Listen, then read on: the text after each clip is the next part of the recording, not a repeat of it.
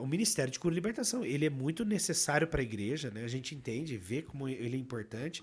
Não é só esse que eu exerço, né? Eu também faço minhas pregações, faço Ô, Fernando, e eu não sei se é impressão minha, mas eu tenho a impressão que no nosso início de caminhada, ou quando a gente nem caminhava ainda, minha mãe que ia na igreja, a gente ouviu os relatos dela, parecia que aparecia muito mais coisa do que hoje, parece que diminuiu.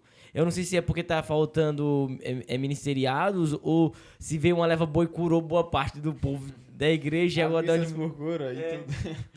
Olha, eu vou falar da minha opinião. Ou não, você acha que não mudou nada? Eu vou falar da minha opinião, porque assim, ó, o que acontece? Hoje se reza pouco por cura e libertação, eu acho. Assim. Eu acho que na época se tinham. Eu posso falar uma frase Sei que lá, eu tô, pode ser eu tô difícil. falando aqui anos 2000 e... Isso. Sim, ali começo do ano 2000 até 2005, 2010, mais ou menos. Eu vou falar de uma experiência que eu tive lá, uma experiência aqui, ó. Aham. Quando eu fui pro meu retiro, que eu tive um encontro pessoal com Jesus, nesse meu retiro que eu tive um encontro com ele, eu comecei a conviver com esse povo que fez esse retiro. Gente, com problema, tipo, não tem nada, não muda. Problemas tal, inúmeros. Mas um povo que para fazer aquele retiro jejuava, orava muito. Queria saber que se aquele tema daquela pregação era aquele tema mesmo. Se Deus estava falando aquele tema mesmo. Não, é isso mesmo que Deus falou. Tem confirmação. Rema do encontro. Tema do encontro. O jejum agora, essa semana, vai ser isso. É pão e água, sei lá. Mas eram coisas muito doidas. Eu fui forjado também por algumas pessoas que andavam comigo na rua, umas senhoras. Senhoras. Que elas diziam assim, filho, eu tô com dor de cabeça. Eu lembro hoje, eu lembro claramente como hoje. Tia Carlinha. Tio, filho, tô com dor de cabeça. Falei, tá bom, tio, eu vou rezar por você. Não. Reza agora. Como assim? No centro da cidade. Põe a mão na minha cabeça e ora. Aí eu punha a mão na cabeça dela quieto. E ela falou, em línguas! Eu olhava pra um lado, pro outro, meu povo tudo aqui. Aquele povo tudo passando no centro. E eu, alto, filho. Ai, tá sarando, filho. Vai, continua. Ou seja, aquilo produzia em nós uma coisa Demais. assim, forjava Ousadia, gente. né? Ousadia, né? O que a gente via muito comum. Os pregadores não tinham medo de invocar a pessoa do Espírito Santo, pedir que Deus libertasse as pessoas, não sei o quê. Um certo dia nós estávamos num encontro, por exemplo, com líderes carismáticos, e eles diziam, olha, aqui ninguém sopra, hein? Tipo assim, debochando, porque muitas vezes, enquanto nós vamos rezar, a gente sopra, a gente, sabe, aquela coisa, aquela reação, aquela ação do Espírito no nosso coração, a gente sente que isso é pra nós, né? Então as pessoas vão debochando do dom do outro, elas não têm mais aquela ousadia de realizar. Então, diante dessas realidades, eu acho que o inimigo, ele fica tranquilo.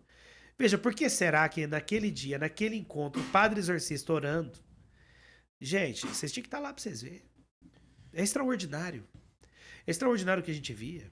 Eu já vi muita coisa acontecendo, mas naquele dia, em março agora, 17 de março agora, lá na nossa comunidade.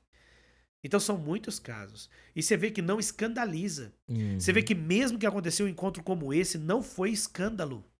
Porque foi um encontro de fato. As pessoas ali compreenderam o que estava acontecendo ali. Pelo contrário, né? Encontrar a libertação, todo mundo fica feliz. E mesmo aqueles que não estavam preparados, talvez. Sabe aquelas pessoas que estão ali, Sim. não estão preparadas? Estão ali, assim, foram de Meio coisa. aéreo. O que tá acontecendo? Cara, se impressionam Sim. com aquilo que Cristo é capaz de fazer, com aquilo que Deus é capaz de fazer. Eu lembro que uma pessoa ainda pediu prova pra Deus, falou, não, isso aí não é verdade não, se for verdade, o senhor... Cara, a pessoa converteu, quer dizer, ou seja, diante da realidade espiritual que estava acontecendo ali, pô, não tem como não mudar de vida, entendeu? Então, por alguns motivos isso acontece, né? O primeiro, a gente pode dizer, o inimigo estava querendo chamar atenção, tá bom, mas existe um outro motivo. Gera fé no coração. Sim. Porque uma pessoa que não crê naquilo... E quantos são os que não creem que o inimigo existe? Quantos? Quantos que ao nosso redor não acreditam na existência do inimigo e por causa disso não lutam? Por causa disso não rezam, né?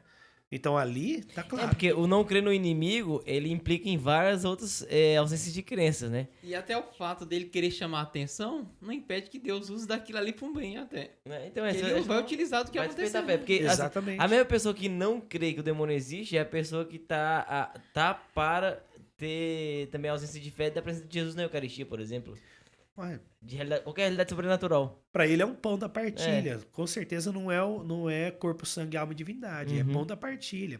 Crer noquilo que está escrito, né? No que o magistério acredita, na doutrina, que a doutrina acredita, que a doutrina nos transmite. Gente, é aí. É aí que pega. E até eu achei interessante você falando da senhora pedindo pra você rezar por ela, naquele momento, naquela hora, porque mostra também uma fé já impregnada nela, na eficácia da oração. Ela fala, não, tem alguma coisa espiritual aqui, tá me dando por conta disso, me reza agora. Porque às vezes a gente tem muita essa realidade, tal pessoa tá doente, aí eu vou rezar por ela. Eu não rezo agora se eu creio na eficácia daquilo, né? Eu falo, vou rezando de forma bem genérica. Vou rezando que uma hora Deus vai fazer, mas não acreditando que a oração de fato toca o coração de Deus e ele realiza a obra, né? Ele faz. Então, Ele faz.